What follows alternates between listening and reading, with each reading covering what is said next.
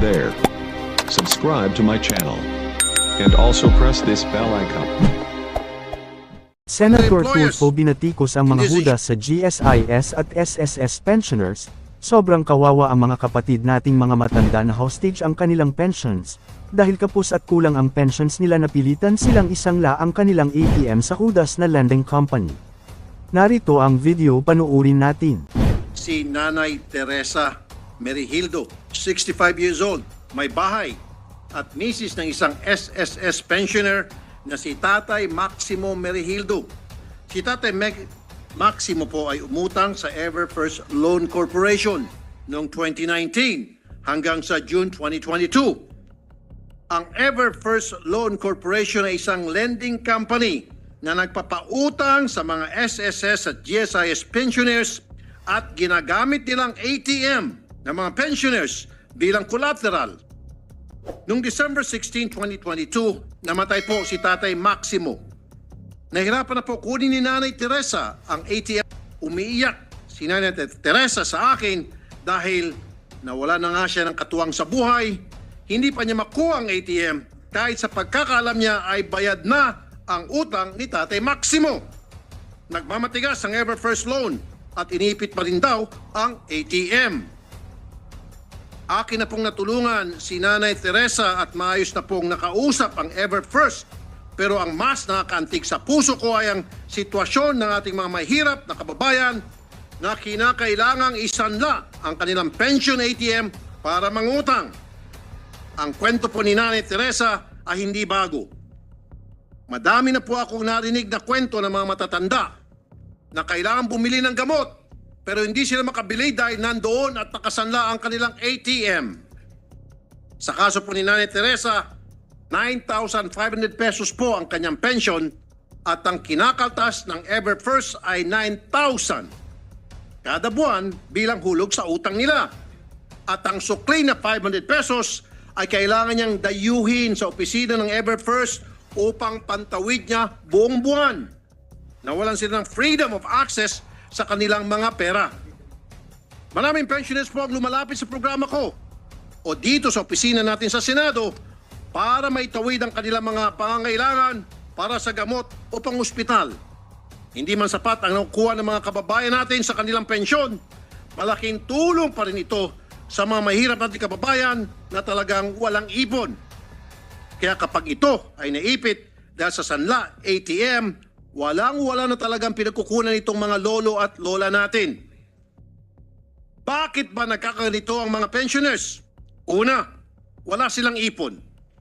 Di naman kaila na ang karamihan sa ating mga kababayan ay isang kahig at isang tuka.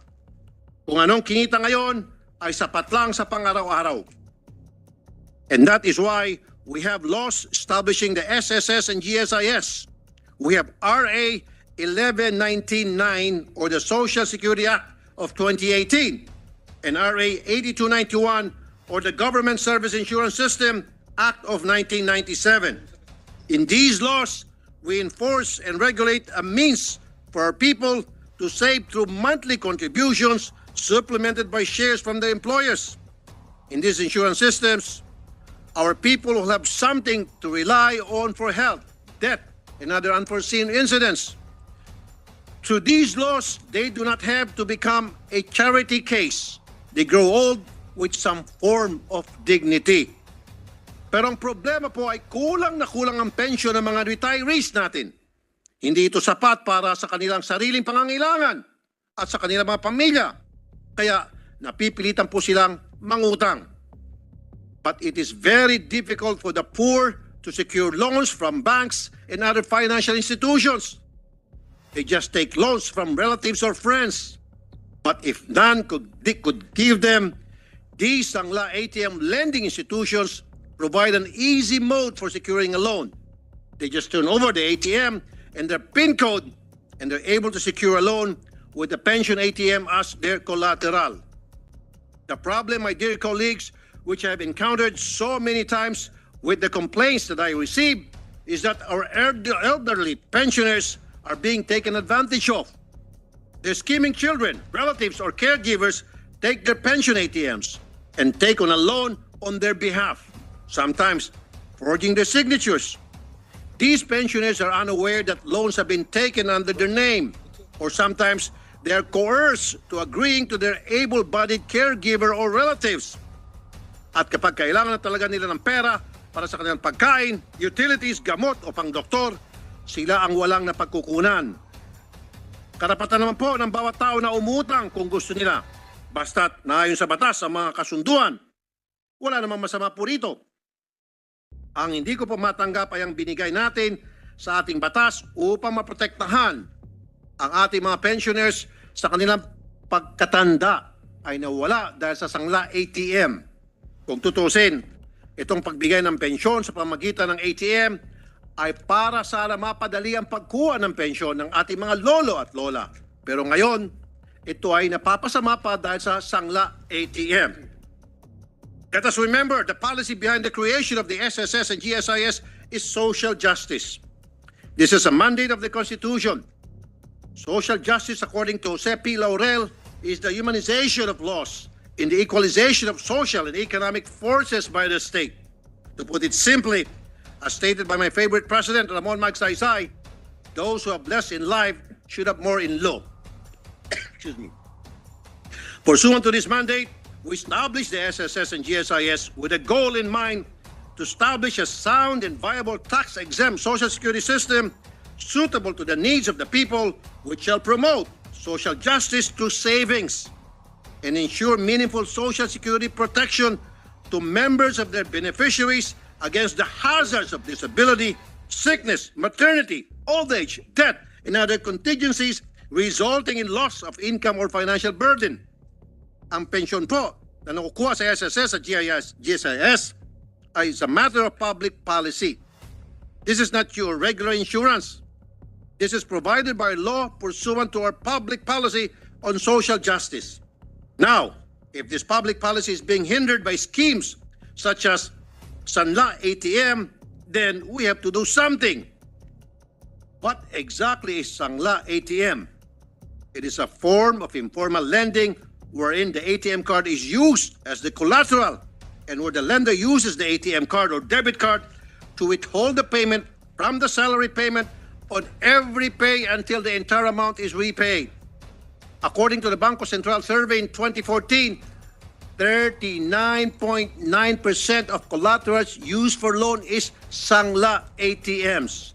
This is bigger than the use of land, appliances, vehicle, or harvest as collateral. Given this data, the fact that SSS has 1,946,029 retirement pensioners, while the GSIS has 372,992 old-age pensioners, we must look if there's a need to regulate the use of the pension ATM as collateral in Sangla ATM system. At the moment, there's no prohibition or regulation governing the Sangla ATM transactions. During the 17th Congress, the matter of Sangla ATM was already raised by our courageous Senator Grace Poe in Senate Resolution 632. She emphasized our state policy to regulate the establishment of lending companies and to prevent and mitigate as far as practicable practices prejudicial to public interest. But to balance this policy, the resolution recognized that access to financial is an inseparable component of ensuring inclusive growth and poverty reduction. Tama po. We have to regulate Sangla ATM, but we also acknowledge that to the poor, this is their only means to secure fast loans. Kailangan din po ibalanse. The matter was taken up by the Committee on Banks, Financial Institution, and Currencies presided by its then Chair, Senator Francis Scudero.